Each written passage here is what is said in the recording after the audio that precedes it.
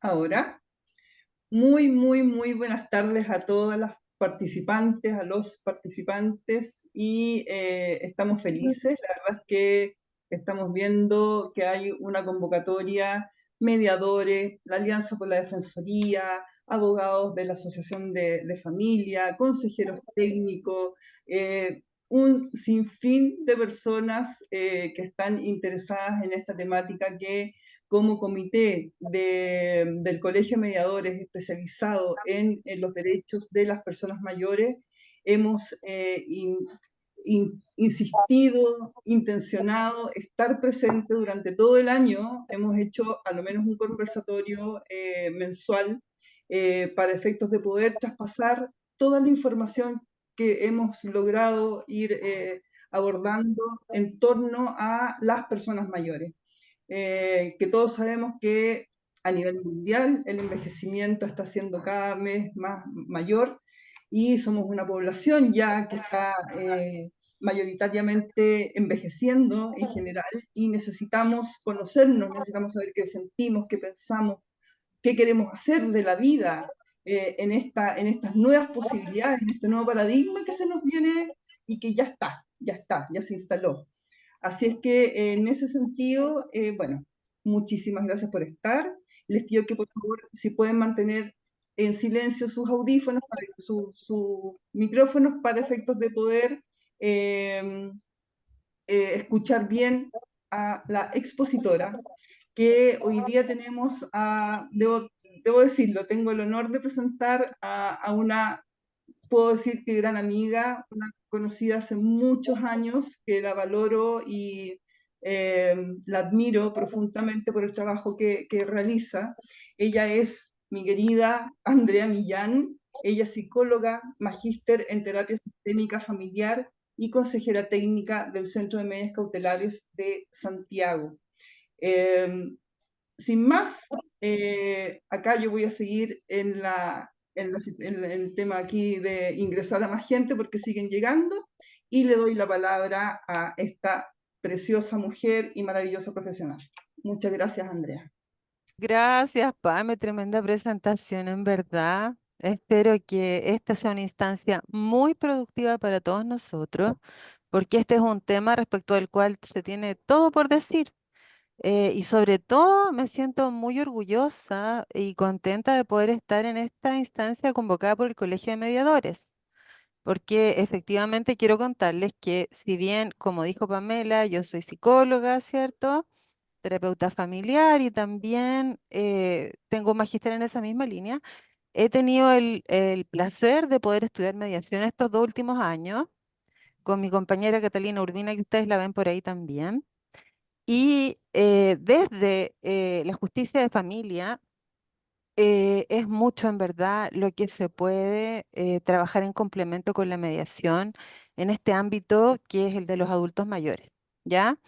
Y tengo bastante expectativa, hemos conversado con Pame también en esa línea de cosas que se pueden ir haciendo y me gustaría mucho que en esta instancia también podamos ir abriéndonos a esas alternativas que van más en la línea de las soluciones que de los problemas, porque en relación a los problemas es harto ya también lo que hemos escuchado y lo que hemos visto, ¿cierto? Y queremos ponerle un foco más positivo a esto y tratar de ir construyendo conjuntamente propuestas que sean más constructivas.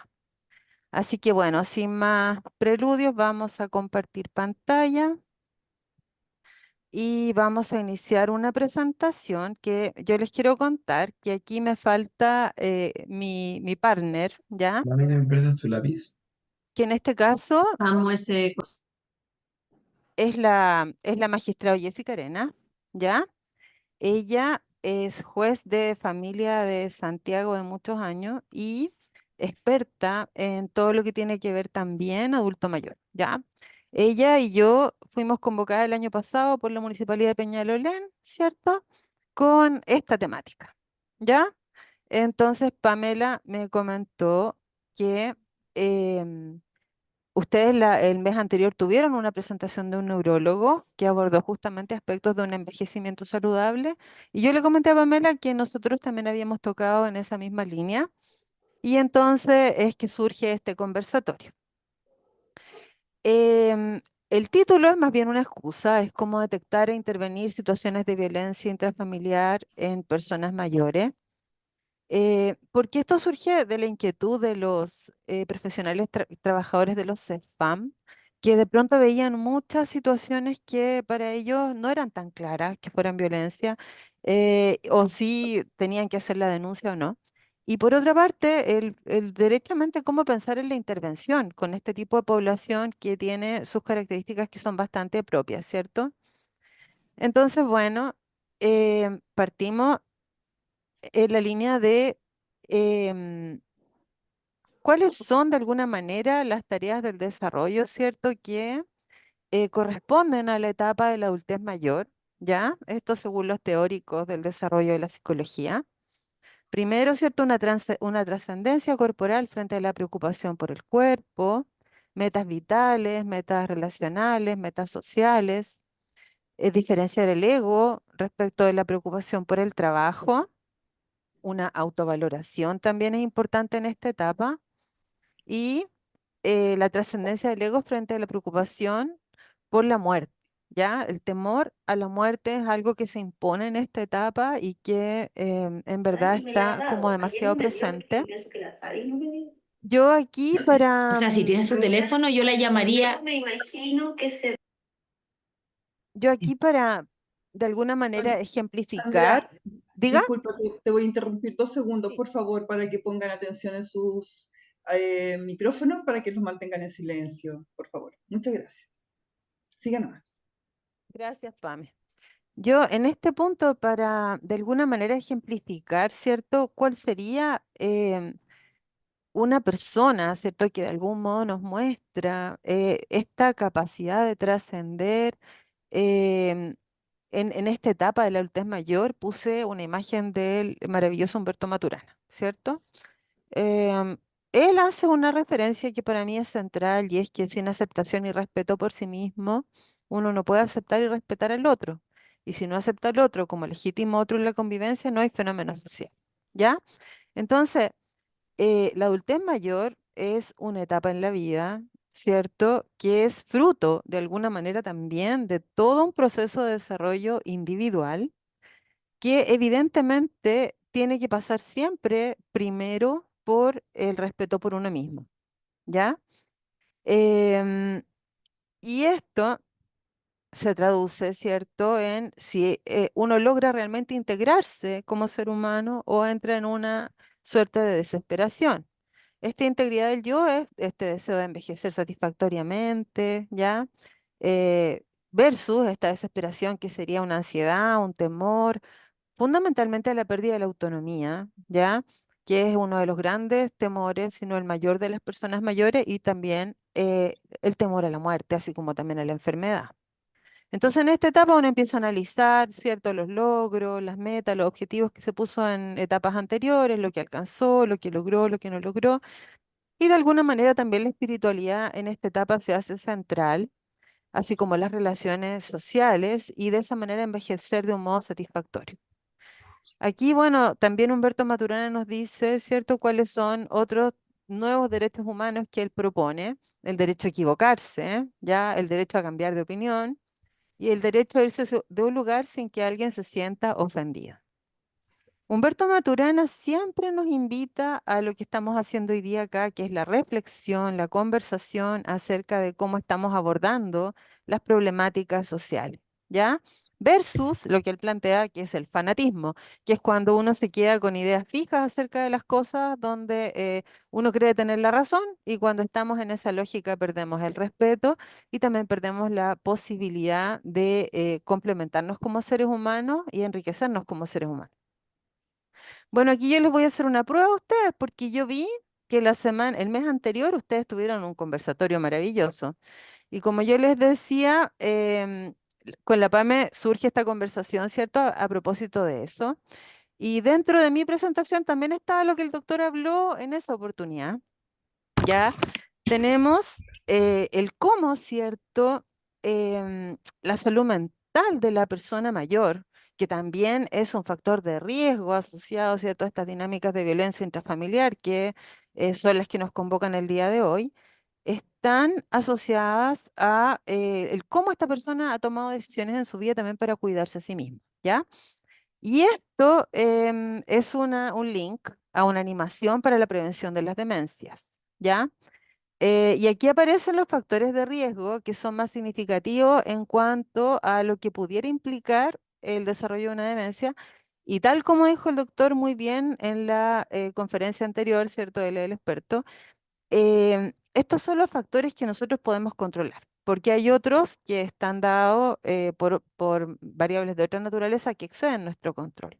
Pero, por ejemplo, acá tenemos todo lo que tiene que ver con la hipertensión arterial, ¿cierto? Este factor de riesgo está absolutamente bajo control nuestro, podemos estar atentos a si lo presentamos o no. El peso también, ¿cierto?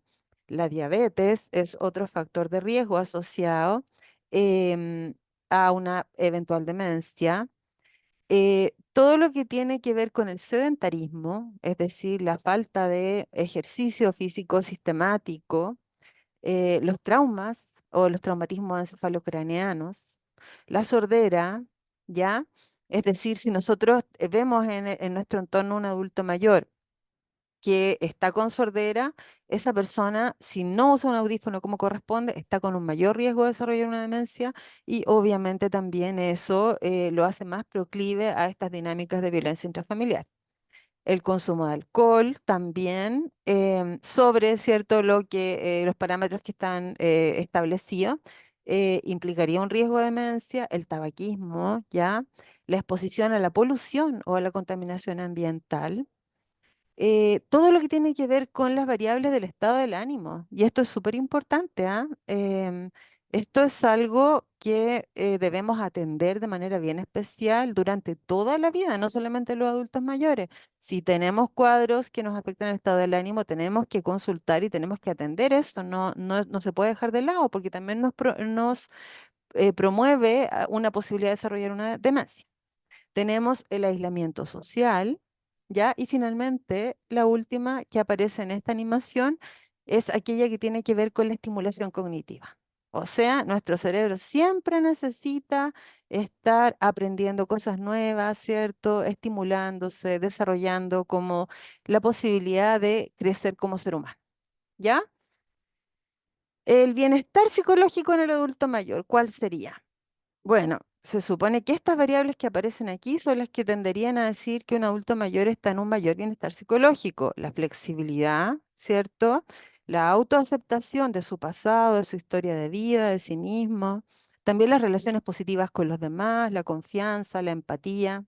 La autonomía, que ya la mencionamos y que la menciona la Convención de las Personas Mayores.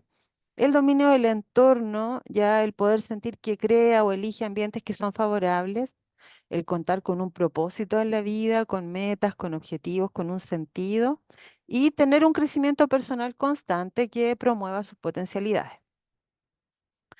Bueno, acá vamos a responder a la pregunta que hizo Pedro en el conversatorio anterior, ¿ya?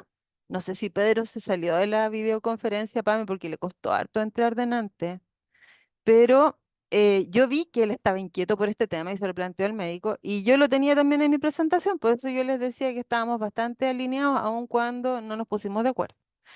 Y es que los entornos saludables, ¿cierto?, que permiten que las personas mayores tengan un mejor desarrollo, también se han visto a través de las zonas azules, ¿ya?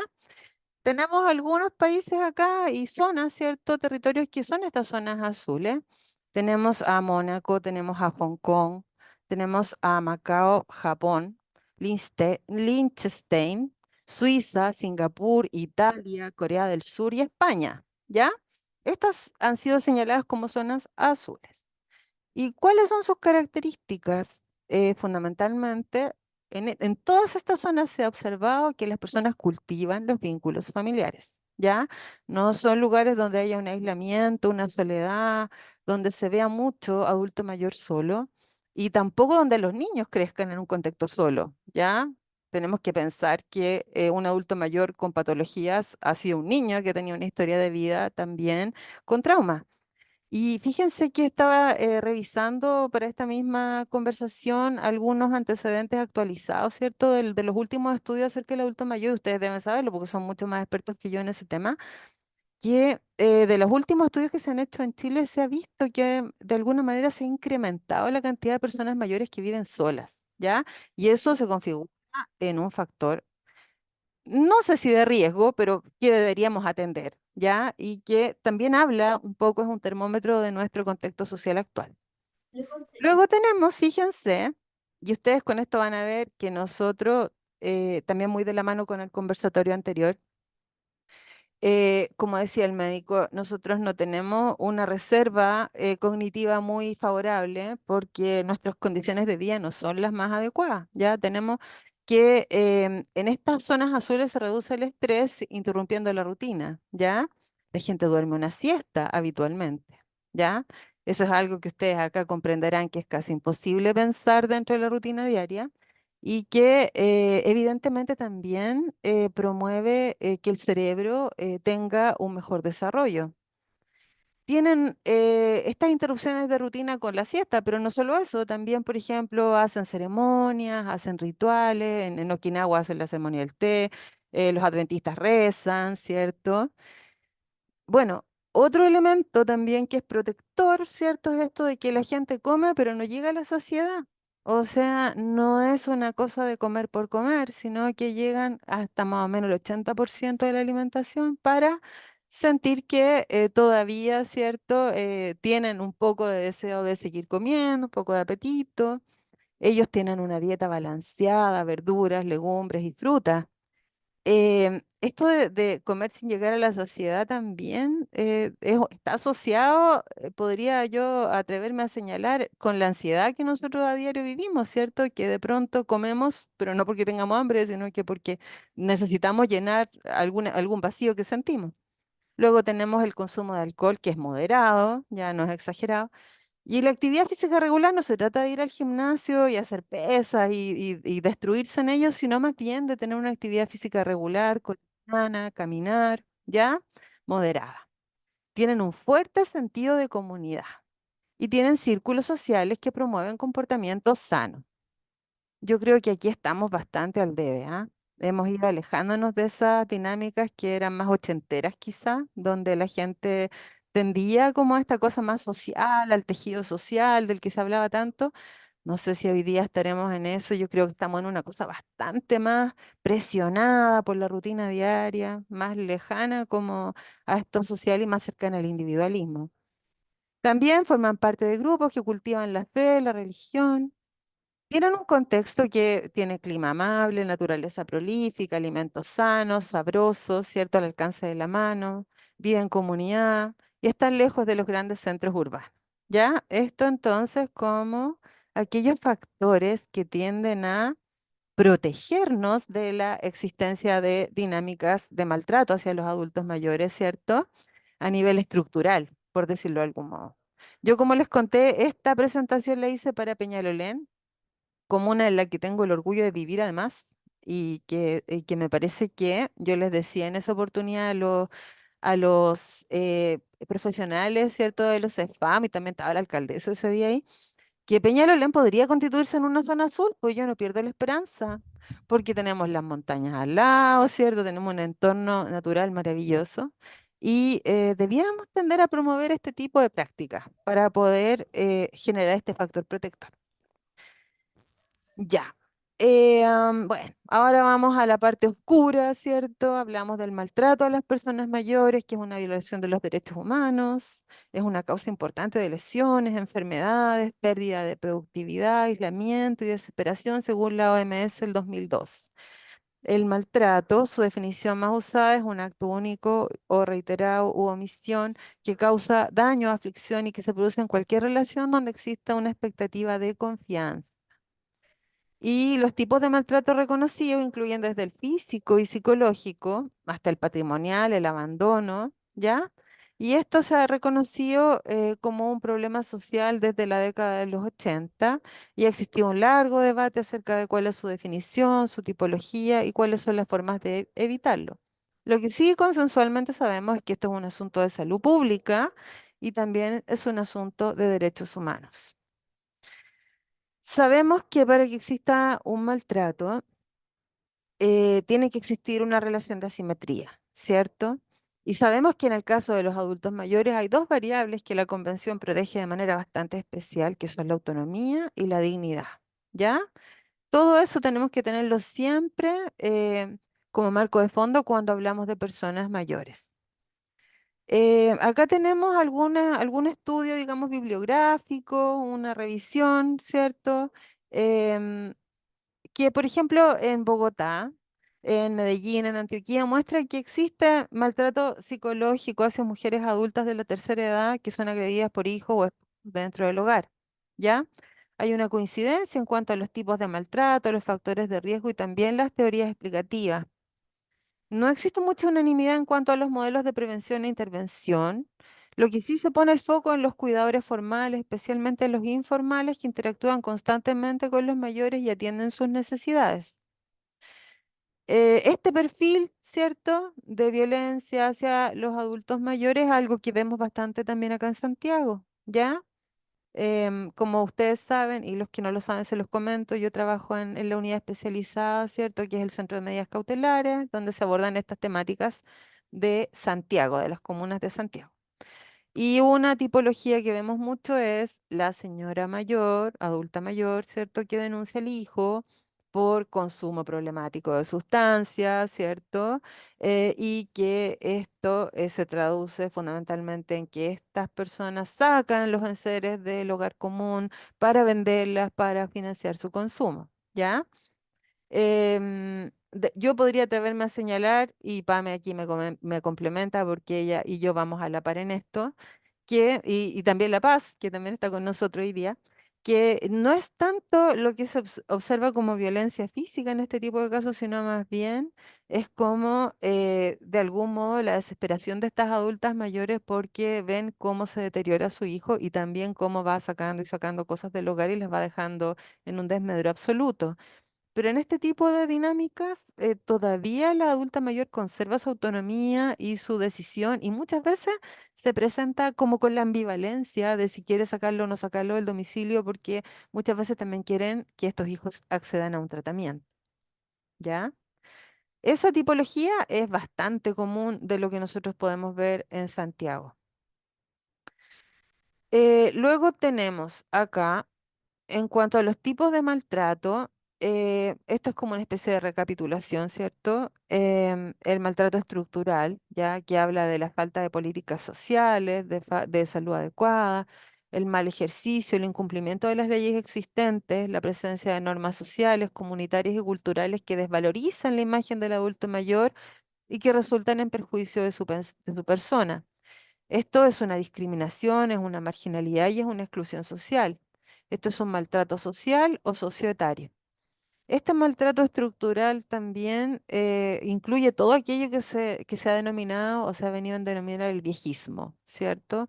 Esta, esta práctica social que viene siendo discriminatoria y que está bastante invisibilizada también, de pensar que las personas mayores solamente por el hecho de serlo tienen ciertas características que son despectivas en su esencia, como por ejemplo que tienen mal genio, que no van a cambiar nunca, ¿cierto? Que no son un aporte o que están de más o que sobran o que no pueden opinar respecto de las temáticas actuales. Bueno, ustedes conocen más que yo de ese estigma, ¿cierto? Que es el viejismo, que está bien invisibilizado. También tenemos acá el maltrato médico, ¿ya? Esto, em, donde las personas van y consultan reiteradamente a distintos médicos y no tienen un diagnóstico claro, ¿cierto? Se gastan lo que no tienen en eso. Y en ese sentido, esto se viene a traducir en un maltrato, así como también, por ejemplo, otras situaciones en las cuales las personas mayores, solo por el hecho de serlos, no se les permite acceder a cierto tipo de tratamiento, ¿ya? Eh, una doctora gerontóloga hablaba el otro día, ¿cierto?, de un caso en el cual un adulto mayor fue a solicitar una prótesis de cadera y tuvo que pasar por 4 médicos para finalmente encontrar alguno que quisiera, ¿cierto?, hacerle la operación, porque los médicos, los anteriores, decían que para qué, que no valía la pena. Eso de que no valga la pena, no sabemos si es atribuible al hecho de que la persona era muy mayor y no se justificaba el costo, o qué es lo que tenía en mente el médico, pero en verdad es claramente una discriminación. Por otra parte, tenemos todo lo que tiene que ver con la violación de los derechos básicos, ¿cierto? Maltrato psicológico, privar a la persona mayor de sus derechos básicos que le corresponden legalmente, ya como la intimidad, la toma de decisiones, la opción religiosa. Y bueno, este maltrato de violación de derechos básicos también es un maltrato de carácter psicológico. em, que bueno, si bien está categorizado como todo lo que sea infligir daño, dolor o pena por agresiones verbales, amenazas, abuso emocional, humillación, manipulación, provocar malestar psicológico, actitudes edadistas, que es un poco el viejismo del que hablábamos, ¿cierto? Em, Pasa también por, entre comillas, algún nivel de sobreprotección, ¿ya? Que impide a las personas mayores ejercer su autonomía, ¿ya? Aquí hay un límite bien delgado que cuesta a veces distinguir y que se puede traducir en maltrato cuando la persona quiere ejercer derechos y no se le permite.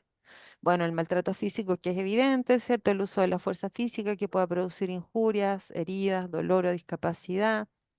El maltrato emocional, la negación de afecto, la falta de comunicación efectiva. El abandono, ¿cierto? Todo lo que sea desamparo injustificado, poniendo en riesgo la salud de quien mantiene una responsabilidad legal, acciones intencionadas donde se les deja desprotegidos o faltos de condiciones básicas, negligencia intencional, abandono, aislamiento e incomunicación.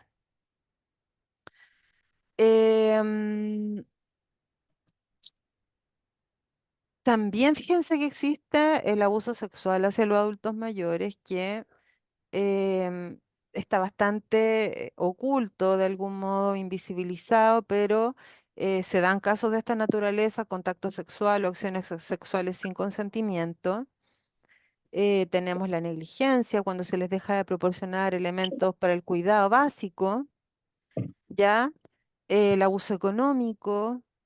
Este lo vemos bastante frecuentemente, actos ilegales e inadecuados, explotación financiera, uso de recursos económicos, impedir el uso del dinero, chantaje económico, ¿ya? Abuso patrimonial. Tenemos también hartas denuncias de este tipo de casos en los cuales la familia se instala en la casa del adulto mayor, lo restringe a un espacio limitado, ¿cierto? Y hace uso y abuso de los espacios y toma decisiones. Y después más encima se molesta o se enoja si el adulto mayor quiere poner un límite a ese respecto. Entonces, con el argumento, ¿cierto?, de que el adulto mayor no está pensando bien, no está razonando, este tipo de cosas se dan también frecuentemente. Tenemos también la autonegligencia, donde el adulto mayor amenaza su propia salud o integridad, y ahí es bastante más complejo entrar porque estamos en el ámbito de la autonomía. Ahora, en cuanto a las teorías que explican el maltrato de las personas mayores, tenemos el cansancio o el estrés del cuidador, ¿ya? eh, que también lo conocemos a veces en demandas por violencia intrafamiliar, donde se dice yo estoy sola cuidando, ¿cierto?, a mi madre, tengo tantos hermanos, nadie más se hace cargo, y yo no puedo más. Bueno, ese tipo de causas también las vemos. Em, Cuando el adulto mayor tiene una alta dependencia o discapacidad, también se entiende o se considera como una causa de maltrato en el entendido de que no tiene cuidadores idóneos, ¿cierto? También tenemos la teoría del aislamiento social para explicar el maltrato cuando la persona no tiene un acceso adecuado a redes sociales de apoyo, tanto en el adulto mayor como en su cuidador formal. Tenemos modelos patológicos de personalidad del cuidador, abuso de sustancias o psicopatología del maltratador. Esto no es descartable. A mí me parece que con todo lo que indiqué anteriormente, el contexto en el que estamos desarrollando no es un contexto muy sano, las personas no suelen atender oportunamente, sobre todo los sectores más vulnerables, las temáticas de salud mental, tenemos familias multiproblemáticas. Y en ese sentido, el hecho de que existan estos trastornos de personalidad o de incluso de abuso de sustancias, que hoy en día se está haciendo más frecuente, es algo que vemos también habitualmente en este tipo de causas. Bueno, acá tenemos también las teorías del aprendizaje social, ¿cierto? La violencia que es transgeneracional, ¿ya? Y que también se configura en un factor de riesgo, como señalé. Muchas de las personas que sufren violencia han tenido infancias bastante duras, por lo tanto también pueden presentar problemáticas em, de su desarrollo de la personalidad, lo que hace más difícil la convivencia con estas personas. También en cuanto al aislamiento social, hay, digamos que cuidadores o ancianos que no tienen redes de apoyo. Em, Tenemos también la teoría feminista que nos habla del desequilibrio de poder en las relaciones. Y finalmente las perspectivas teóricas de la economía crítica y la economía política del envejecimiento, ¿ya? Esto ya habla como de un fenómeno más estructural, la desigualdad social, ¿cierto? Y cómo esto impacta sobre la vida de las personas mayores de forma negativa. En cuanto a lo que es prevención, tenemos la Declaración de Toronto para la Prevención Global de Maltrato de las Personas Mayores, que hace ver, digamos, como elementos relevantes la falta de marcos legales, el hecho de que estas temáticas se aborden con la participación de múltiples sectores de la sociedad, que los trabajadores de la atención de salud primaria, ¿cierto?, tengan capacitaciones y estén preparados para abordar estos temas. También para abordar la violencia estructural de la que hablábamos hace un rato, todo lo que tiene que ver con la educación y con los medios de comunicación. Se ha hecho harto hincapié en que todos tenemos que ser agentes de cambio, ¿cierto? Para poder ir modificando estas prácticas naturalizadas de viejismo que tenemos en la sociedad y que generemos una cultura que favorezca la solidaridad, perdón, entre las generaciones y que rechace de algún modo la violencia. En cuanto a la prevención, nuevamente tenemos algunas estrategias, ¿cierto? Que es detectar este tipo de situaciones de riesgo en el adulto mayor y en la familia, potenciar acciones que lo eviten o palíen sus posibles consecuencias, trabajar sobre todo en la creación de redes de apoyo comunitario, redes de cuidado informal, este cambio de concepto de la vejez, ¿cierto? A través de una sensibilización en la comunidad. Incidir en las políticas sociosanitarias en la medida que se promuevan iniciativas y recursos para solventar y atenuar estos malos tratos. Y por su lado, en Senama tenemos ciertas consideraciones generales que son el reconocimiento y la visualización social, legislar en mecanismos de protección legal, implementar estrategias de prevención desde la psicoeducación para transformar la imagen negativa del adulto mayor y el envejecimiento y la búsqueda de instancias de apoyo y acceso efectivo a la justicia.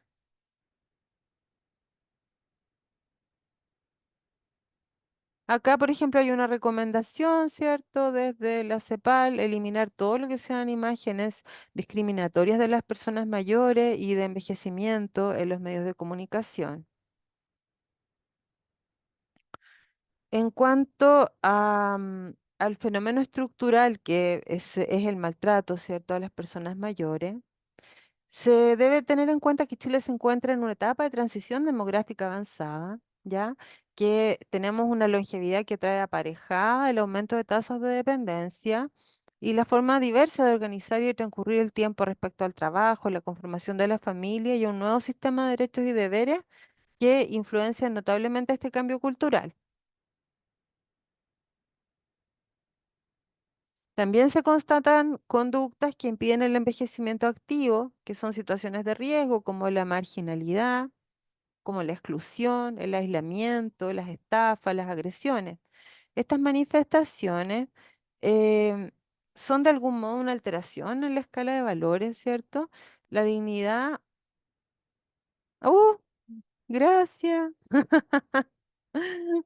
Qué buena. Tienen habilitada la pizarra. tienen en común, decía yo, que es una escala de valores alterada, porque se sustituye la dignidad de la persona por otros criterios como la eficiencia, la funcionalidad, la utilidad. Hay un empirismo acá pragmático, ¿cierto? Que habla de un homo economicus, homo technicus, en detrimento del homo humanus, ¿ya? Y ese es el que nosotros tenemos que promover a toda costa.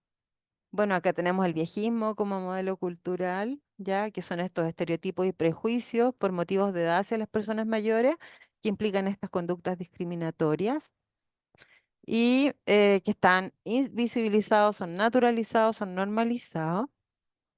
Y aquí tenemos un ejemplo claro de que el envejecer no tiene por qué traducirse en esos estereotipos de los que estábamos hablando. Una persona mayor puede ser absolutamente creativa, puede ser flexible, puede ser ágil, puede ser un tremendo aporte, ¿cierto? Incluso para la motivación de las personas más jóvenes.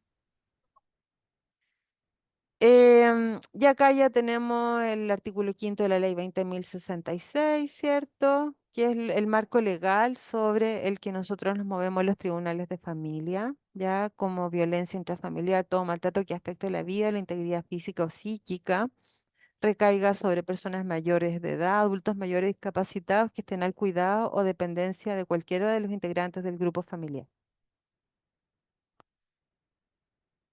Acá hablamos de los factores de riesgo, yo entiendo que esto todos los conocen, ¿cierto? Asociados a la violencia intrafamiliar, el consumo de drogas, el alcoholismo, el que existan denuncias previas por violencia intrafamiliar en la persona denunciada. También los tribunales tenemos el deber de estar muy atentos a toda situación de discapacidad o cualquier situación que haga vulnerable a la persona mayor. Y lo que hablábamos antes, ¿cierto? Esto de las restricciones para dentro del mismo domicilio que la persona sea relegada, que se le impida su desplazamiento. Bueno, en términos de desafíos, tenemos promover y difundir los derechos de las personas mayores en los espacios comunales, pero en todos los espacios, en verdad. Estrategias de prevención del maltrato al adulto mayor con criterios comunitarios, territoriales y locales. Yo creo que el ejemplo de las zonas azules es algo que tenemos que estar especialmente atentos y en lo posible replicar. Un trabajo muy centrado en el territorio focal. Promover imágenes positivas de la vejez, sin discriminación, exclusión, estereotipos. Atender a las vulneraciones de derechos de las personas mayores a través de la atención directa y la articulación de la respuesta del gobierno local, también de los actores del territorio.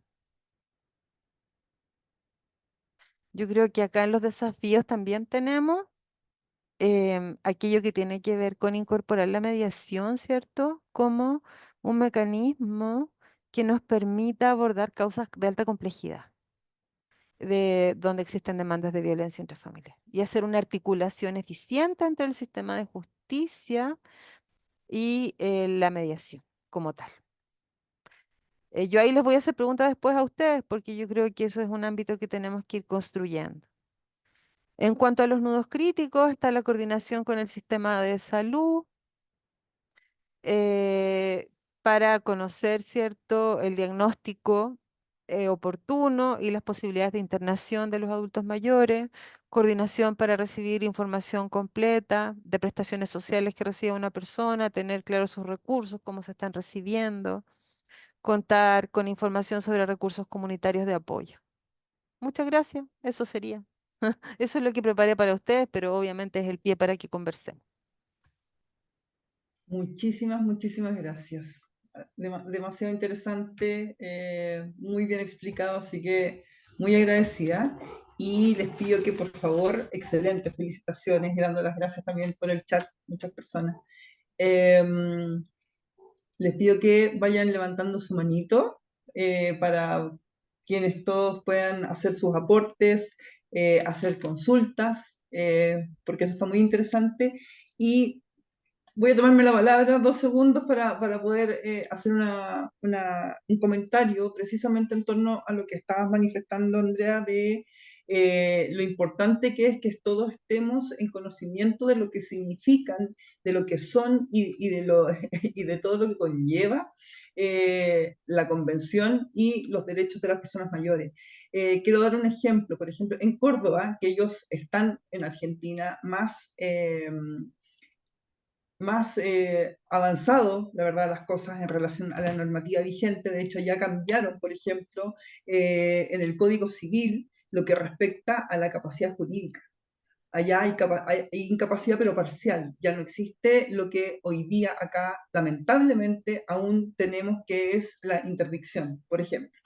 Y allá en Córdoba específicamente dictaron una normativa interna para que todas las personas que tengan relación con personas mayores estén capacitadas. No hay nadie que en el servicio público que no pueda o que no deba estar capacitada. Tienen que todos tener capacitación para poder atender a las personas mayores. Entonces, ese es un gran avance. Solange levantó su mano, así es que le vamos a dar la palabra. Gracias. Em, Estaba pensando, acabas de decir algo súper importante que tiene que ver con la interdicción. Yo creo que efectivamente el sistema nuestro de interdicción es contrario a derechos humanos, no solo respecto de personas mayores, sino que respecto a personas con discapacidad, porque basta con la declaración de discapacidad hecha por el CONPIN, inscrita, listo, ¡pum!, interdicto para toda la vida. Entonces, hace años que he estado tratando como de poner esto sobre la mesa. em, y sí, con el tema de adultos mayores o de personas mayores, mejor dicho, eh, pasa a ser muy complejo. Algo que decía Andrea delante, que es esto, no me acuerdo la palabra exacta que usaste, pero es esto de creer que por el solo hecho de ser mayor ya no tienen la capacidad para tomar decisiones, etcétera, etcétera. Entonces la misma familia empieza a decir, no, es que no está capacitado para tomar decisiones, las vamos a tomar nosotros por ello. Yo he visto que internan a personas mayores. Una vez tuve que hacer un recurso de amparo, porque internan a personas mayores contra su voluntad, y eso es también contrario a derechos humanos. Entonces, y es una forma grave de violencia, grave, que está súper invisibilizada. Y lo otro que estaba pensando y a lo que quería preguntar, tiene que ver con una forma de violencia que quizás tampoco está muy visibilizada y dice relación con que las personas mayores estén cumpliendo labores de cuidado en forma prácticamente obligada respecto de Para que descansen también y se ¿ya? dediquen a esto, a su venta, a su negocio. Estaba leyendo hoy día un informe que apareció y es impresionante, es como más de un 40% de abuelitas, abuelitos están encargándose de cuidar a niños, y se sienten, en un porcentaje importante de ellos se sienten obligados a hacerlo. Entonces, eh, también quizás podríamos como levantar esos temas. Y en cuanto a la mediación misma, que entendí al principio que era como el título para empezar a hablar de muchas otras cosas, evidentemente no puede haber mediación si es que hay violencia. El tema es cómo nosotros, como yo como abogada litigante, ustedes desde cada uno desde su vereda, ¿no es cierto?, podemos tener la antena de detectar violencia, la existencia de violencia para nosotros mismos, avisar al mediador y decir, ¿sabes qué? En realidad aquí no puede haber mediación. Eso me gustaría saber, así, ¿cuáles serían las cosas que uno podría, el 1, 2, 3, el 1, 2, 3 que uno podría como preguntar para uno ir orientando eso? Bueno, yo creo que la asimetría de poder es central cuando hablamos de violencia, ¿cierto? Es decir, que la persona de alguna manera esté en una posición de desmedro y que se esté sintiendo o viendo forzada a hacer cosas que no quiere. Ya, eso derechamente, a mi juicio, es una transgresión de la autonomía de una persona y claramente que va en la línea de la violencia. Ahora, en cuanto a la mediación como tal, A mí me parece que todo lo que se declara en términos de que si hay violencia no puede haber mediación está perfecto. El problema es que en la práctica nosotros nos encontramos con situaciones en las cuales no resulta posible acreditar la existencia de violencia intrafamiliar, porque ustedes saben que la violencia es un fenómeno muy complejo, ¿cierto? Es en varios niveles, como dijimos, estructural, pero también es social.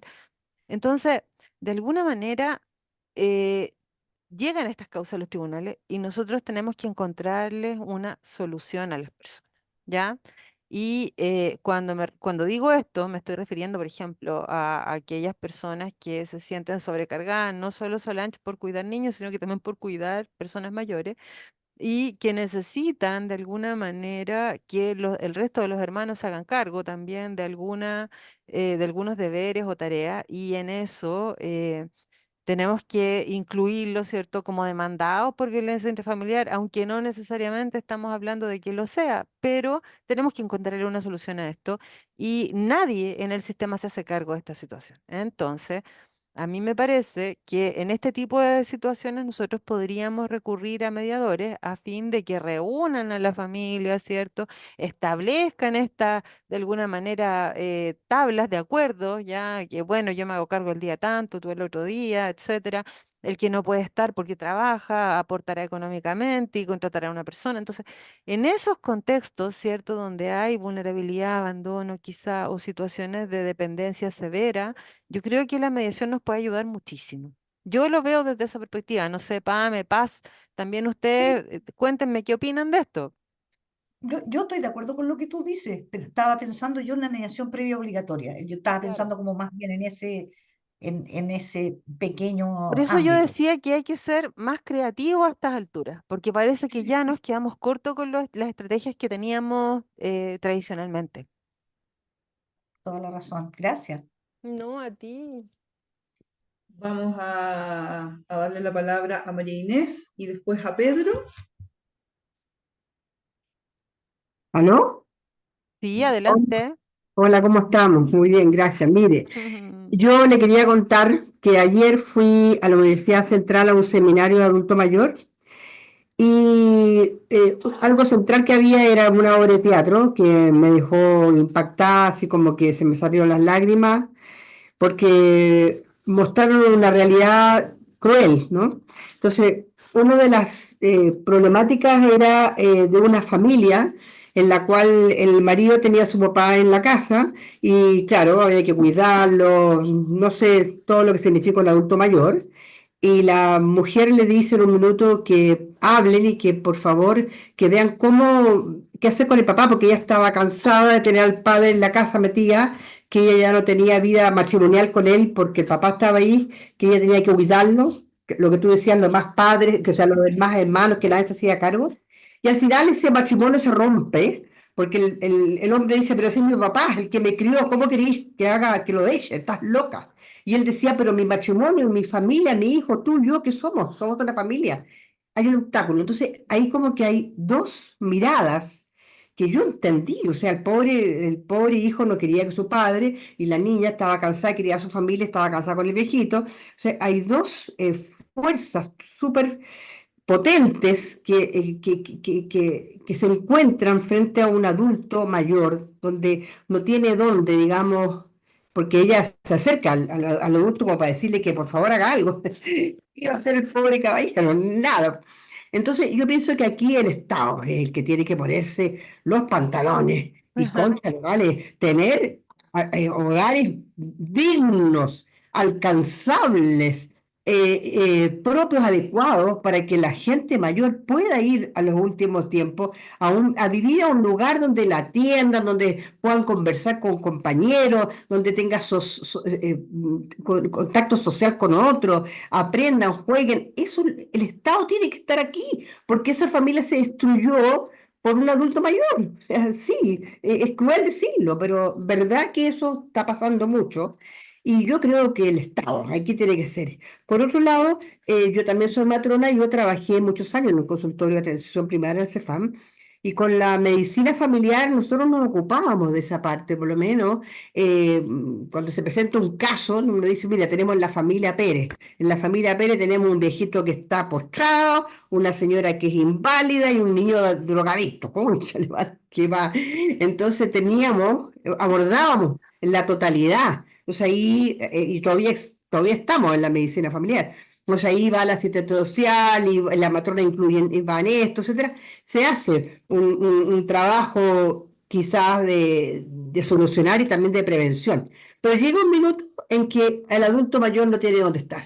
Y eso es el Estado el que tiene que estar presente. Y ahora creo que hay uno de los hogares que se va a disolver, creo, no sé qué pasó, por algo ahí, que yo lo encuentro terrible. Necesitamos tener más hogares para los adultos mayores. Eso yo creo Gracias, que María tendríamos que Inés. salir. Yo creo que lo que usted dice es muy importante. Efectivamente, hay todo un tema estatal y yo creo que eso tiene que ir de la mano con el cambio cultural del que hablábamos antes. Todo lo que usted hablaba me llevó a pensar en que quizá hay que también incluir en esta conversación y en esta presentación todo lo que tiene que ver con los mecanismos de regulación del sistema nervioso de los seres humanos, ¿ya? Porque ese hombre desesperado, ¿cierto? Que usted nos muestra, Sí. esa señora que ya no da más, ese matrimonio que se termina, ese adulto mayor en una situación precaria, también el postrado, el drogadicto y todos esos, ¿cierto? Y alguien, digamos, entre comillas, que se tiene que hacer cargo de toda esta situación, ¿ya? Entonces, yo creo que tenemos problemas de base en nuestra cultura, en la forma en que abordamos las problemáticas, porque finalmente uno tiene que primero hacerse cargo de uno mismo, pues si no, no se puede hacer Eso, cargo de nadie ¿cómo? más, ¿cierto? Exacto. Y luego tenemos la corregulación del sistema nervioso, por eso que los grupos sociales son fundamentales, si no es un Mm, detalle. Y en ese sentido, el hecho de lo que hablamos, de las zonas azules, que promueve la vida en comunidad, que se trabaja, ¿cierto?, en pequeños grupos, a nivel territorial, yo creo que esos son factores protectores a los que muy tenemos que protector. atender. Porque o si no, entramos en las formas disfuncionales de regulación del sistema nervioso, que son las adicciones, que es lo que hoy Ajá. día nos tiene por todas partes ya hasta más no poder, ¿cierto?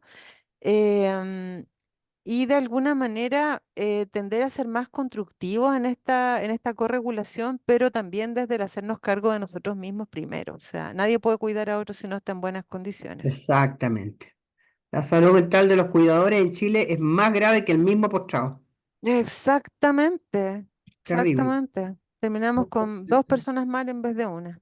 Sí, Exacto. exactamente. Gracias por sus reflexiones, María Inés. Gracias. Excelente. Muchas gracias, María Inés y Andrea también con las reflexiones. Pedro, Hola a todos y todas. Llegué un poco tarde, pero efectivamente escuché la exposición interesante de la compañera. Eh, Me acuerdo que con los niños parece que se parece algo al tema de las personas mayores. Yo estuve en el Ministerio de Justicia cuando se estaba cuestionando el tema de la desinstitucionalización de las casas del Sename como una manera de cómo garantizar los derechos de las personas mayores, de los niños y fortalecer el tema del entorno familiar. ¿M? Me da la impresión de que yo estoy de acuerdo con la Marina, que efectivamente el Estado tiene que colocar un poco más de fuerza en esto, desde lo presupuestario, de los modelos, etcétera, etcétera, pero no estoy tan seguro si la idea es ampliar las casas de reposo o los ELEAM, como se dice, que para la próxima reunión vamos a hablar sobre el tema de los ELEAM, y yo creo que estoy de acuerdo con la expositora, que efectivamente lo que hay que reforzar es fundamentalmente el tema quizá del entorno familiar, de la comunidad, y quizá no necesariamente hogares, sino más bien centros donde las personas mayores puedan recurrir. Por ejemplo, yo estoy a cargo del programa de personas mayores de la UAI. La UAI es un modelo que ustedes más o menos conocen, que yo creo que es bastante potente. En Canadá, la UAI tiene un centro especial para los temas de las personas mayores. Bueno, ella tiene más plata, pero ellos están abordando este tema. Entonces yo creo que por ahí va la cosa, más que la institucionalización, porque algunos establecimientos clandestinos que te atienden estas Sí, personas, en realidad, no, no clandestino. claro, es horrible. Y Horrible. ayer estuve en la Universidad Católica y me pasaron el estudio sobre los cuidadores, ya Ah, tanto que les pagan como los cuidadores familiares, y sí, en realidad es el gran tema. Yo creo que es ahí gran tema. o sea, incluso podría decir que hay una relación simbiótica entre la persona mayor, que obviamente no es autovalente, que viene siendo más o menos el 20% en Chile, y el cuidador. O sea, yo creo que es imposible solamente enfatizar los derechos de las personas mayores que están en una situación difícil y olvidarnos del cuidador. Porque No, atrás. yo soy cuidador de mi mamá, pero mi mamá es autovalenta, sí, pero yo tengo compañeros y amigos que tienen personas que están bastante más Claro, ¿cómo se llama? Más comprometida. dependiente, y te lo encargo. Es una cosa muy difícil y en realidad es hasta comprensible que de repente tú te saque de quicio Exacto. la situación. Eso, yo creo que eso es lo que hay que tener cuidado respecto a quizás enfatizar cosas muy institucionales. Y la otra cosa que me llama la atención, que cada cierto tiempo los mediadores está como el mundo de la mediación y el conflicto. Y entre el conflicto y la mediación hay un arcoíris muy grande de posibilidades que los mediadores tenemos que ir cultivando. Yo ayer escuché la ley Carín y me dio mucha pena que el tema de la prevención esté tan debilitado. Lamentablemente siento que la ley Carín es muy No, punitiva. Y yo creo que lo que hay que hacer es encontrar esto. exacto. Yo le pregunté a la gente de la Seguridad Social y a la Contraloría por qué esto no se ha hecho, y ellos me encontraron razón, que efectivamente el modelo de resolución colaborativa de conflictos, donde la mediación es quizás la más sofisticada, pero hay otros mecanismos, debería incorporarse en los espacios donde hay personas. Y claramente las personas mayores lo mismo. La otra vez tuve un encuentro exclusivamente donde se habló del tema intergeneracional, el encuentro entre dos generaciones que algunas veces están desencontradas y generan conflictos. Yo creo que eso hay que hacerlo. Círculos comunitarios que han trabajado los brasileños hace décadas y nosotros recién estamos trabajando acá. Entonces yo creo que no nos podemos quedar solamente en la idea de mediación. Incluso yo, usando una metáfora jurídica, la reforma del procesal penal, su corona era el juicio oral, y el juicio oral lo menos que se hace. ¿Por qué? Porque hay otras formas de salir de esto. A lo mejor nosotros aquí, nuestra corona es la mediación, pero a lo mejor es lo menos que tenemos que hacer. En realidad hay otros mecanismos resolutivos o preventivos que obviamente se manejan mejor el tema del conflicto. Yo creo que eso hay que tenerlo claro también para no tener la obsesión de meter la mediación como de lugar. Yo creo que la mediación obviamente es un mecanismo sofisticado, muy bueno, a nosotros nos gusta, pero antes de la mediación hay muchas otras formas de abordar los conflictos, y con las personas mayores, obviamente, es súper necesario hacerlo. Eso nomás, muchas gracias. Muchas gracias, Pedro, por tus palabras. Viene Víctor Molina y luego Paco Gea para que sigamos con las reflexiones y consultas para que, bueno, y Andrea, si es que tú quieres ir también, obviamente ahí aportando a las reflexiones de nuestros participantes. Sí, perfecto. Gracias, Pame. Víctor y Pasita. Bueno, muchas gracias Pamela, muchas gracias Andrea por tu exposición. Yo soy psicólogo de profesión, así que no soy mediador, así que agradezco mucho la instancia. Nos encanta estar acá y poder aprender un poco más. Y precisamente nosotros como trabajo en la Municipalidad de La Reina hace un buen rato y siempre hemos tenido como poder representar y defender los intereses de las personas mayores de la comuna. Y creo que faltan algunas herramientas, como que no todo está muy claro, ¿no? Y siento que hay como, comparándolo, hay como muchas herramientas para la protección de los niños, niñas y adolescentes, hay como un camino como muy claro, o sea, instituciones como muy creadas, programas muy específicos. No pasa lo mismo con personas mayores. Y en ese sentido vengo a preguntar dos cosas. La primera es que, en base a su experiencia, Pame, en base a tu experiencia, Andrea, ¿cómo debe constituirse un equipo de profesionales que tenga la intención de hacer intervención en este tipo de situaciones, en BIF? ¿Ya? ¿Cuáles más o menos deberían ser los elementos, digamos, profesionales que deberían tener allí, que podría jugar un mediador? Incluso no siendo la mediación, digamos, legal, digamos, como la herramienta fundamental, como bien explicaba el último compañero. Es una pregunta. Y la otra pregunta sería, si ustedes conocen si hay una iniciativa desde SENAMA, en este caso, como Servicio Nacional del Adulto Mayor, que apunte precisamente a fortalecer a los equipos municipales como para poder intervenir de mejor manera en estas poblaciones. Eso. Gracias. Muchas gracias, Víctor. Bueno, Pame, yo voy a partir, pero me gustaría también escuchar tu complemento y lo que puedan decir también la colega Paz, que estamos en la misma línea. A mí me parece, Víctor, que el equipo que intervenga en este tipo de situaciones claramente tiene que ser un equipo psicosocial y también con abogados, ¿cierto? Y que lo primero que tenemos que hacer es abordar las situaciones de riesgo. Eso es algo que no podemos dejar pasar bajo ninguna circunstancia, las que revisamos recién en el marco legal, ¿cierto? Em, y de alguna manera también estar atentos a la voluntad de la víctima o de la presunta víctima, ¿ya? En términos de las decisiones que quiera adoptar. Ahora, a mí me parece que el riesgo en un primer momento es importante abordarlo con medidas cautelares bien intensivas, ya cuando se trata, por ejemplo, de riesgo vital. Y eso significa, por ejemplo, la salida del hogar común, prohibición de acercamiento, que son como las cautelares más clásicas. Pero después podemos trabajar con otras cautelares cuando la persona ya está fuera. Podemos en el curso del procedimiento, por ejemplo, abordar tratamientos por consumo de sustancia o terapias psicológicas, porque hay momentos en este proceso y en un momento posterior las personas ya entran a razonar y intentan restaurar o reparar los vínculos familiares. Y en ese contexto ya podemos ir como pensando en cautelares, como decía, más en la línea de la intervención, ¿ya? Esa intervención la hacen ustedes mismos, nosotros los derivamos a los CEFAM muchas veces, ¿ya? Y ahí digamos, el equipo psicosocial del CEFAM o del propio municipio puede hacer las derivaciones para que sean atendidas las personas que correspondan, ¿ya? Eso es lo que yo podría decir así como preliminarmente, no sé, Pame, si me quieres complementar. Sí, me gustaría complementar en qué sentido, en que la verdad las cosas que tenemos nosotros como visión, la mediación con cierta estructura, una estructura bastante estricta y cuadrada, por decirlo de alguna forma, para que para que se entienda.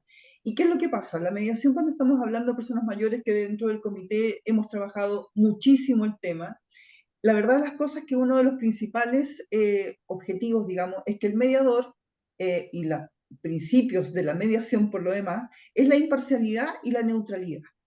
Yo me pregunto, ¿es factible que yo como mediadora pueda recibir a una familia que tiene problemas porque hay un hijo o hija que está cuidando a la persona mayor está en una situación de salud compleja y grave y por lo tanto tiene dificultades incluso de movilidad o incluso muchas veces de deterioro cognitivo? Y eso implica que el cuidador tenga todo lo que hemos hablado acá, también serias dificultades, y los otros hijos tengan la obligación de aportar a esta persona mayor. Entonces, ¿qué es lo que pasa? Acá el principio de independencia, de neutralidad, por ejemplo, es muy difícil que se logre llevar a cabo. Acá el mediador tiene que flexibilizar y lograr establecer ciertos parámetros que le permitan, porque de alguna forma el mediador va a tener que defender los derechos de la persona mayor. A eso quiero llegar en forma directa y clara, ¿ya? No puede ser imparcial, no puede ser neutral. Y lo que tiene que hacer es eso. Y es súper importante lo que estamos hablando acá, porque precisamente como comité del Colegio de Mediadores hemos querido dar todas estas charlas una vez al mes. ¿Por qué? Porque para poder lograr ser mediador, para poder lograr no solamente mediador, trabajar con personas mayores en cualquier ámbito, necesitamos saber un mínimo, un mínimo. Yo siempre comento esto y que una vez tuve un pequeño conflicto con una magistrado porque estaba toda la familia de acuerdo, ¿ya? Para llegar a una solución frente a la situación de la persona mayor. El punto está en que no se sabía bien cuál era la situación de la persona mayor en términos de salud y por lo tanto de necesidades. Esto puede ser muy básico, pero una persona que tenga conocimientos mínimos, insisto, por favor, básicos de persona mayor, sabe que hay ciertas situaciones en las cuales una persona necesita no solamente un médico cada un mes ir a controles, sino que requiere de otro tipo de terapias, otro tipo de tratamiento, otro tipo de necesidades. Y por lo tanto, no puede ir, por ejemplo, a cualquier residencia, porque no todas las residencias son iguales. Las residencias hay algunas que son para personas autónomas e independientes, hay otras que son para personas que tienen falta de movilidad, hay otras que son para personas que están con deterioro cognitivo, que tienen otro tipo de médico, y hay otras residencias que son para personas que ya están con algún tipo de situación más compleja que se les dice postrados, ¿no? Entonces, no es llegar y decidir cuál es la más barata, mejor, las 3B, no. Acá hay que ver cuál es la que está adecuada para la persona mayor. ¿Qué pasa si la persona mayor tiene diabetes? ¿Qué pasa si la persona mayor es hipertensa? ¿Qué pasa si la persona mayor con todas esas situaciones, además está bajo una situación de estrés? El cortisol le sube a un nivel que estamos deteriorando día a día, se transforma en un año menos de vida para la persona. Entonces, esas cosas las debemos conocer todas las personas que trabajamos con personas mayores para poder lograr llegar a los mejores acuerdos en las distintas instancias en las que estemos, ya sea en el ámbito de las municipalidades, que te estoy viendo, Víctor, aquí, así que en las municipalidades, cuando llegan las personas mayores, efectivamente poder intencionar, poder verificar cuál es la situación y tener estos conocimientos para poder derivar y realizar las gestiones como mediadores, como abogados, como curadoras de ítem, como consejeros técnicos, como magistrados, como personas de la salud, etc. Y para redondear y terminar, me quiero basar en lo que dijo Pedro también, por favor, si me permiten 2 minutos, porque muchas veces pensamos en las personas mayores y cuáles son las mejores oportunidades. En mi oficina, en la oficina de la Corporación de Asistencia Judicial, estamos llevando causas en sede penal. Muchas veces uno dice, bueno, pero ¿cómo vamos a llevar a este grado? Penal siempre lo vemos como algo ya mucho más complejo.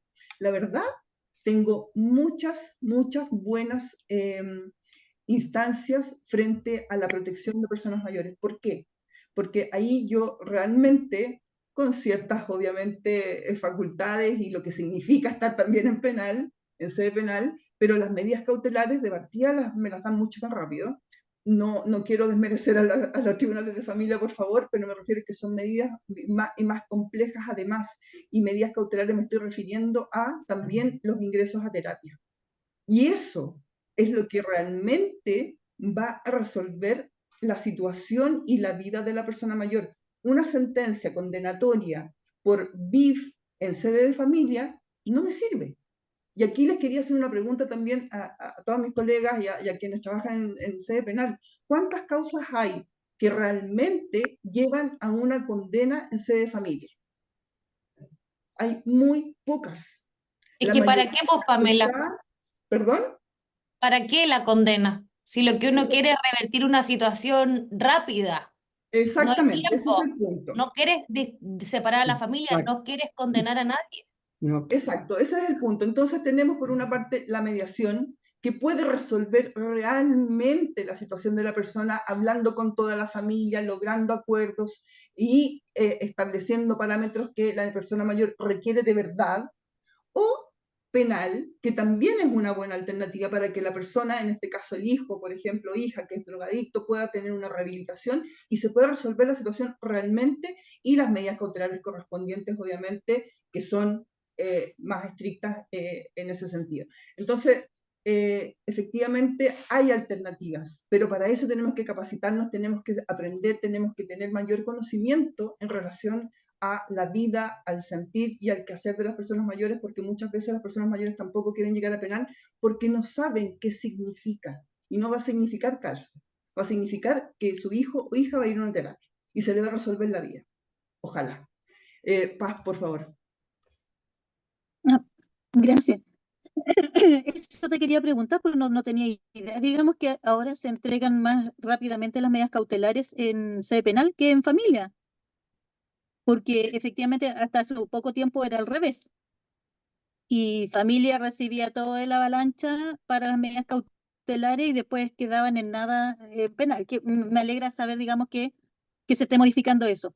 Pero yo quería, digamos, aportar.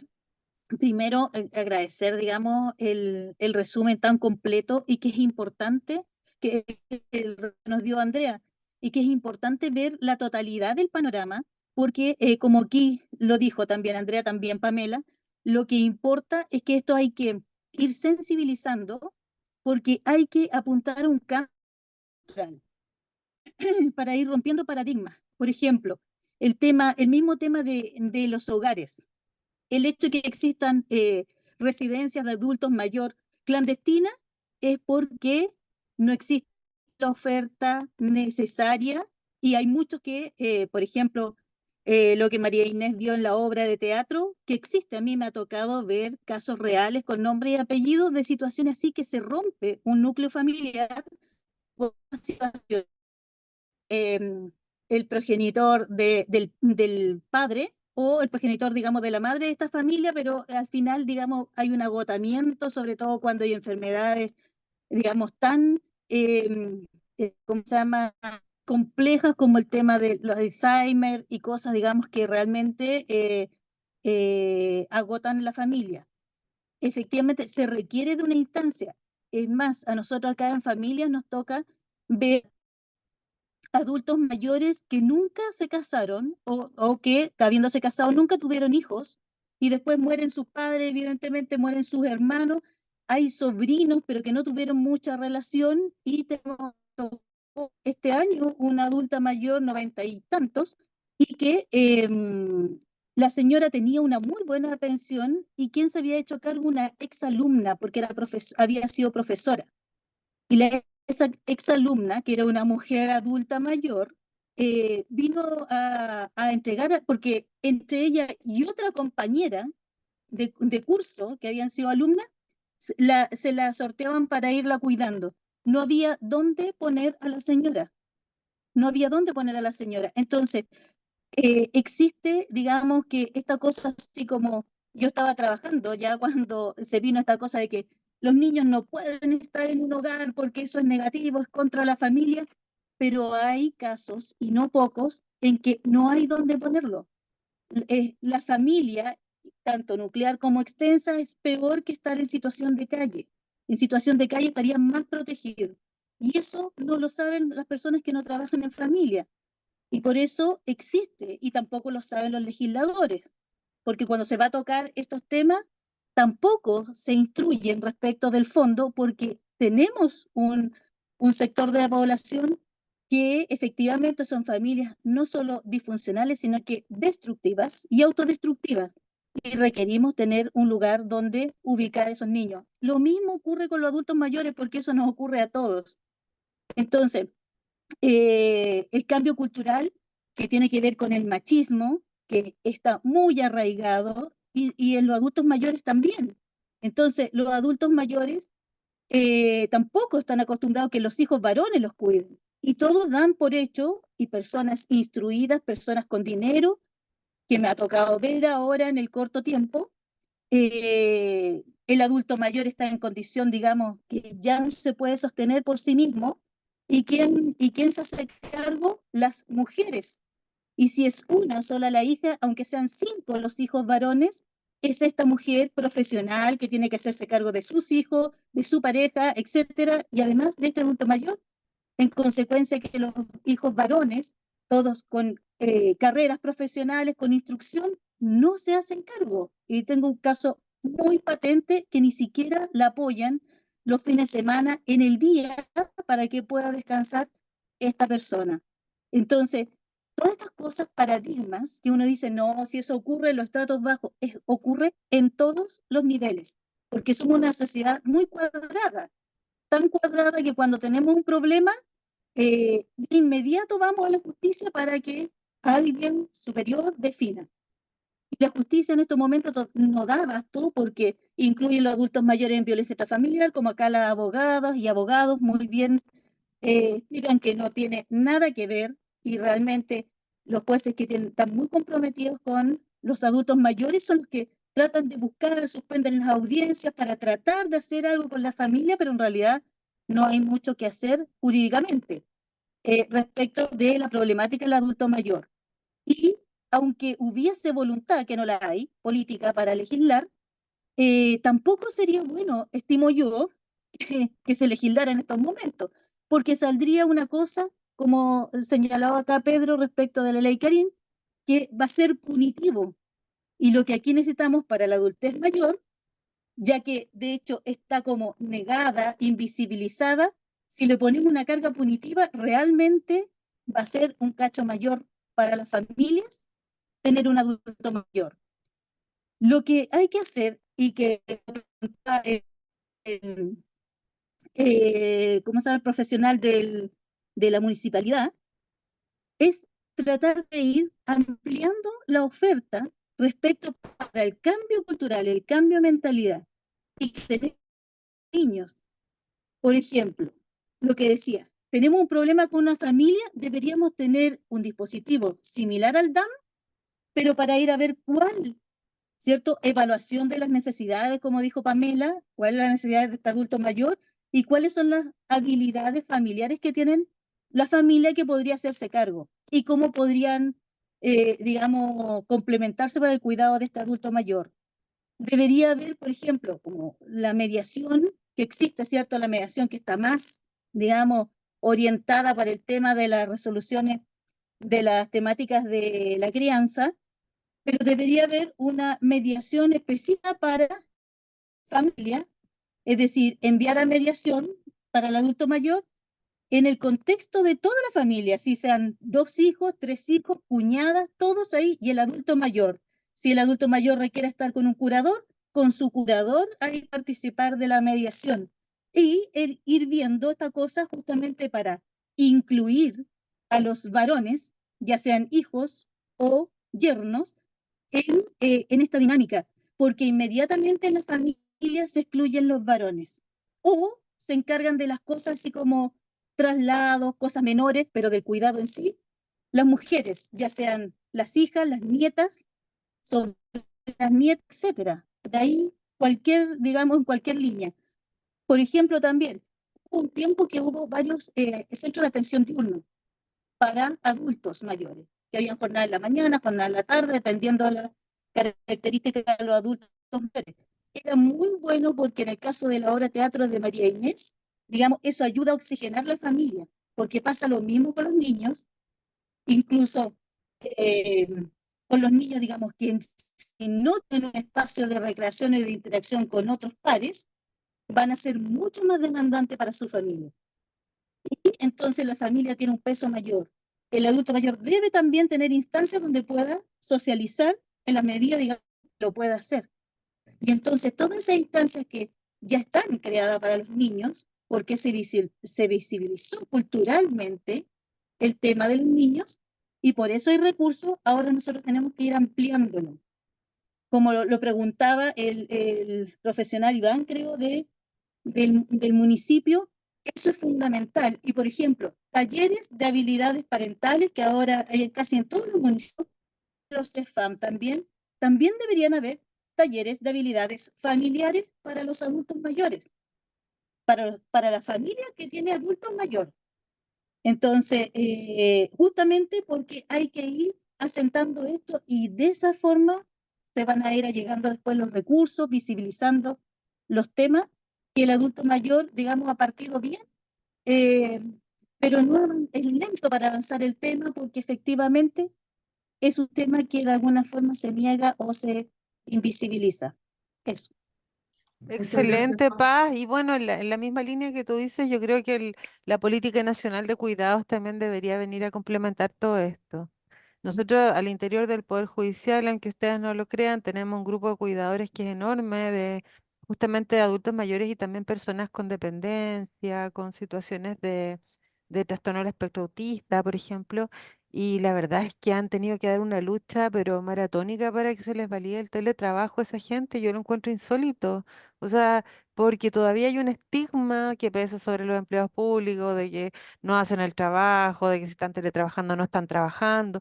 Entonces son cuestiones, estereotipos, ¿cierto? Que están pero demasiado arraigados socialmente y que ameritan un cambio a fin de que podamos tener una política de cuidados donde se reconozca y se valide el cuidado como una actividad en sí. Y lo otro que Claro. quería comentar en la misma línea que decía La Paz es como que quién se hace cargo de esto, ¿cierto?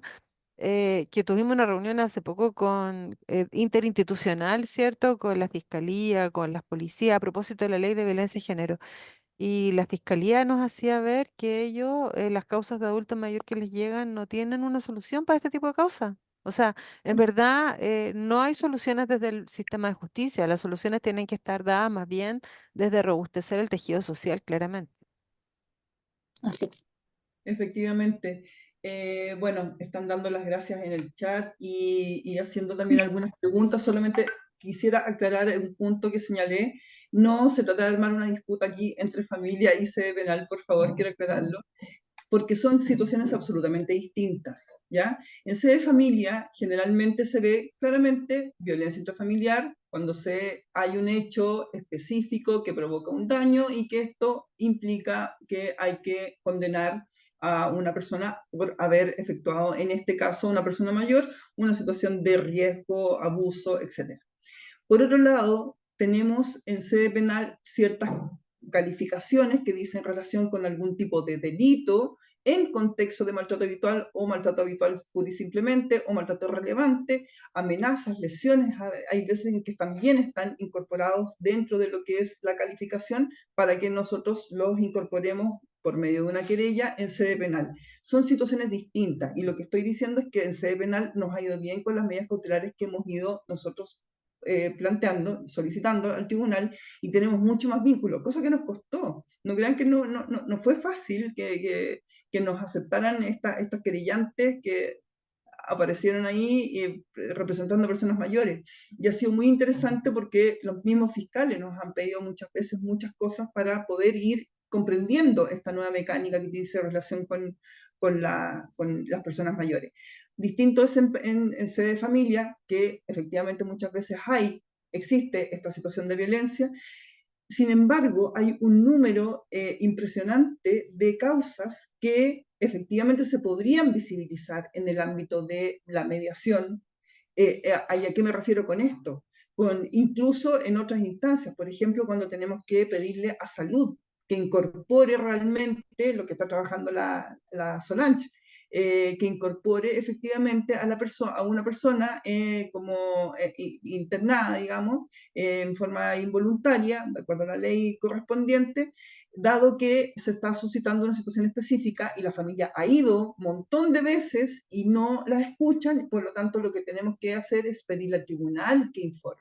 O cuando existen situaciones de psicosociales, en definitiva, que tenemos que ir regulando, que tenemos que ir coordinando. Con Víctor hemos tenido varias causas también que nos vamos a ir coordinando porque no tenemos dónde llevar a la persona, etcétera. Son situaciones más bien sociales. Y utilizamos, yo siempre digo esto, así que utilizamos la violencia para que el tribunal tome conocimiento y obligue a quien corresponda a realizar las gestiones que correspondan. Por lo tanto, son dos sedes distintas y aparte. Y lo que manifiesto, digamos, y que siempre lo hemos dicho desde el colegio, es que la mediación como herramienta, como técnica, como resolución alternativa de conflictos puede servir mucho.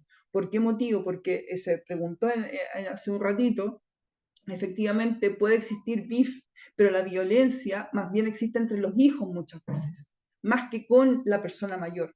Por lo tanto, ahí es donde nosotros jugamos un poco con estas situaciones y no necesariamente se frustra en forma inmediata porque se intenciona efectivamente llegar a un acuerdo en la familia, porque la violencia radica precisamente en que no se están satisfaciendo las necesidades de la persona mayor y se logra ahí establecer un equilibrio entre los participantes de la familia.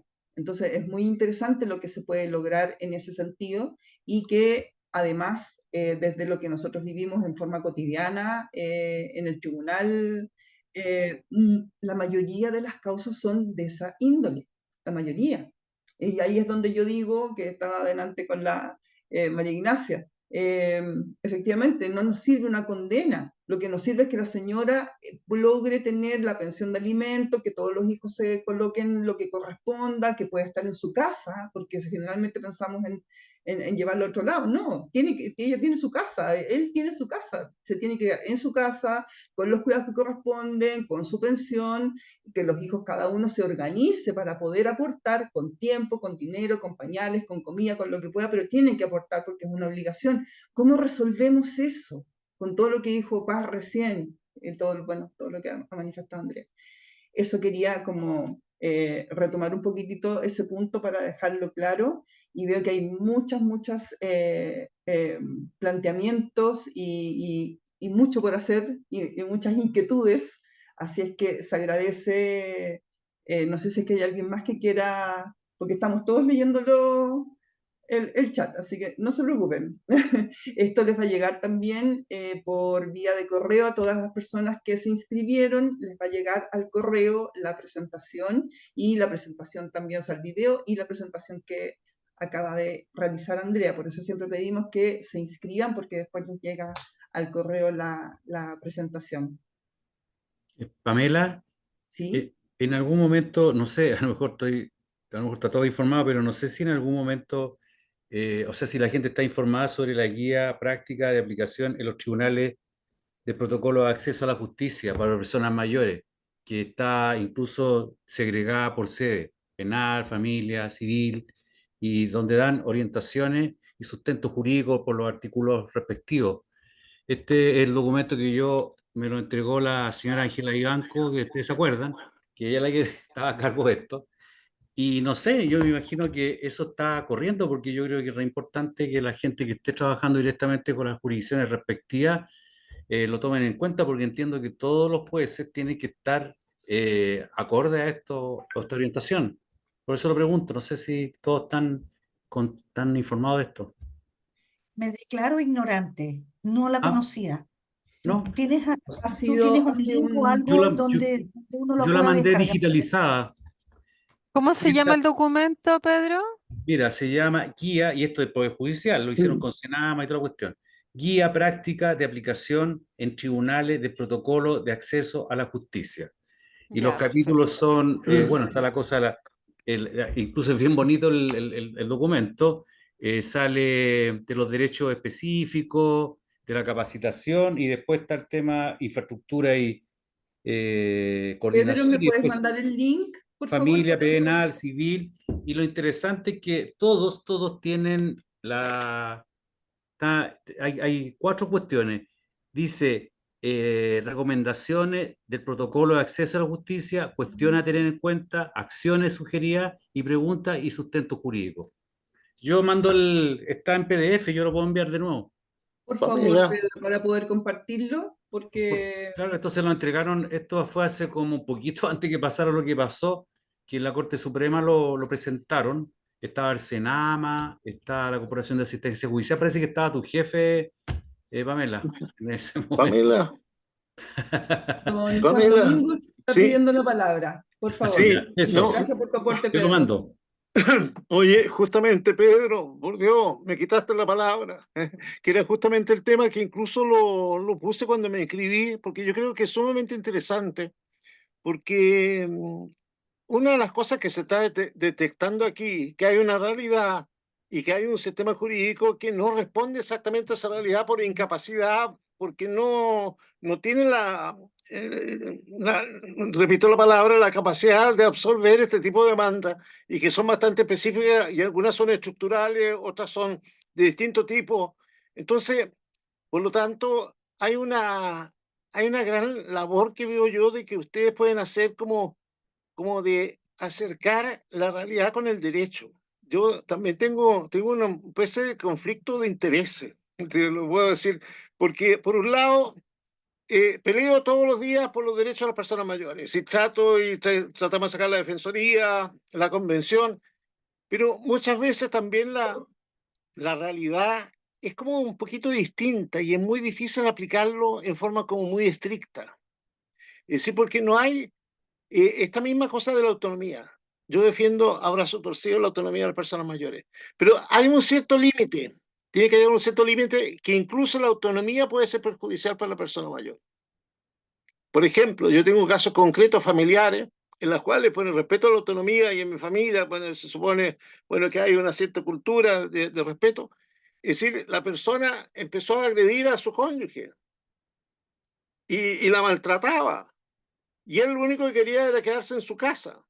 Entonces, ¿qué haces tú ahí frente a eso? Entonces, él estaba manifestando su autonomía. Pero, y cuando le limitaron el acceso a las chequeras, fue una desesperación absoluta a esa persona mayor y yo estaba con esa persona mayor y sufría con esa persona mayor porque significaba el gran abuso, que significaba que él era su vida, era su plata, era lo que disponía, lo que había ganado durante toda su vida y ahora él no tenía acceso a disponer de eso. Pero con mayor atención, él hacía compras absolutamente innecesarias Es decir, estaba totalmente... Entonces, hay también una labor de acercamiento, y por eso que es importante lo que decía Pedro, que conozcamos esos protocolos.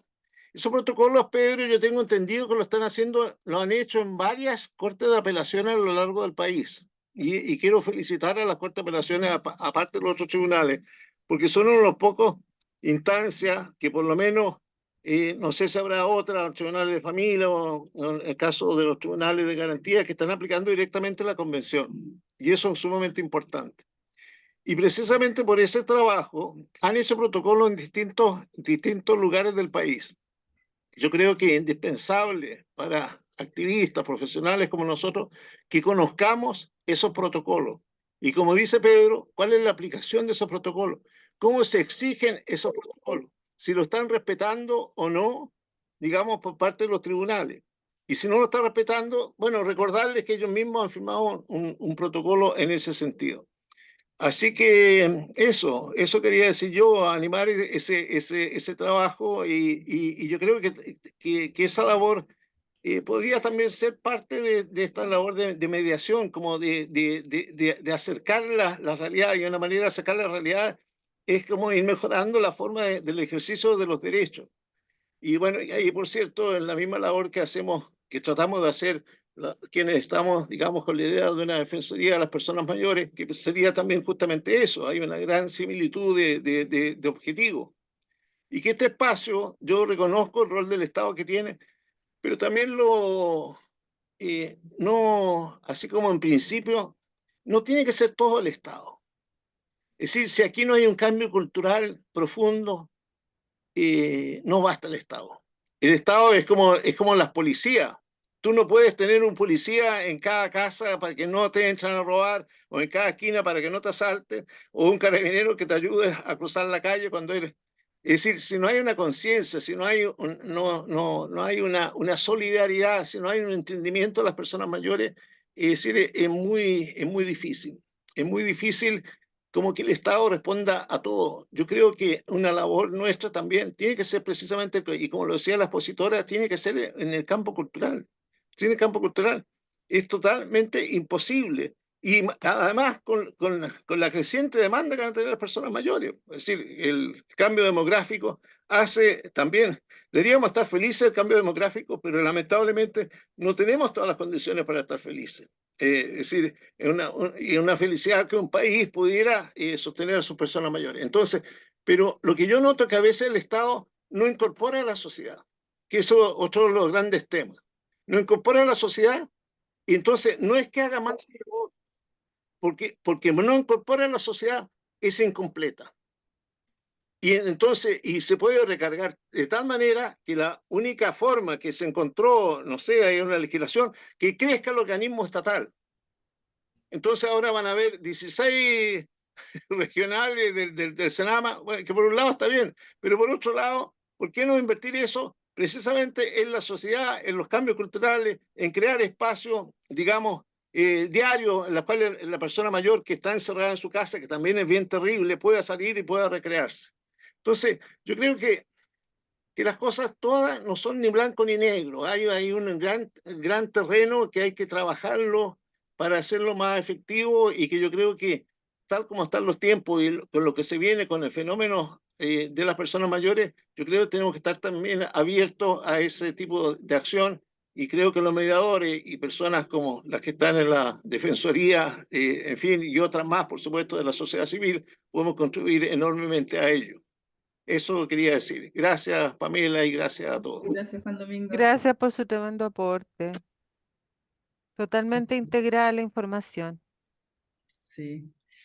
Andrea, ¿alguna reflexión final? Porque ya son 20 para las 9, llevamos harto rato en este maravilloso conversatorio. Sí, Y solamente no sé qué agradecer la piensan, pero paciencia de la gente que se ha quedado hasta esta hora, que da cuenta del interés y la motivación. Yo creo que es muy bueno poder tener estos espacios y buscar la manera de ir canalizando estas propuestas, estas iniciativas que puedan ir surgiendo. Solamente agradecer por su atención y por haber participado el día de hoy. Gracias, Pame, por la convocatoria. Muchísimas gracias a ustedes, muchísimas gracias por los mensajes que están aquí poniendo en el chat, se los agradecemos de verdad, con mucho cariño hacemos esto, los dejo desde ya invitados para el primer jueves de cada mes, para que estén con nosotros, para que podamos ir hablando sobre estas temáticas que son tan importantes, tan interesantes. Gracias por los corazones, Sol, gracias a todos por estar acá, tenemos que unirnos para lograr cosas en común, en conjunto, así que los esperamos el primer jueves del mes siguiente para El 7 que de nos volvamos noviembre. a reunir. 7 de noviembre, 7 de noviembre, ELEAM y otros. Sí, vamos a estar hablando sobre los ELEAM, así es que los esperamos y sigamos juntos para seguir apoyando esta que a todos nos afecta, a todos, así que un gusto, que estén muy bien, que tengan Gracias, una un linda gusto. semana Que y estén muy muchísimas bien. gracias, Andrea, por favor, Adiós. por tu maravillosa Gracias. No, gracias a Andrea, que ustedes. estés muy bien. Gracias. Niños, Muchas abrazos. gracias. Chao, chao. Chao, chao. Muy bien. Chao, Gracias por chao. estar, se Gracias. pasaron. Muchas Chao, gracias. chao.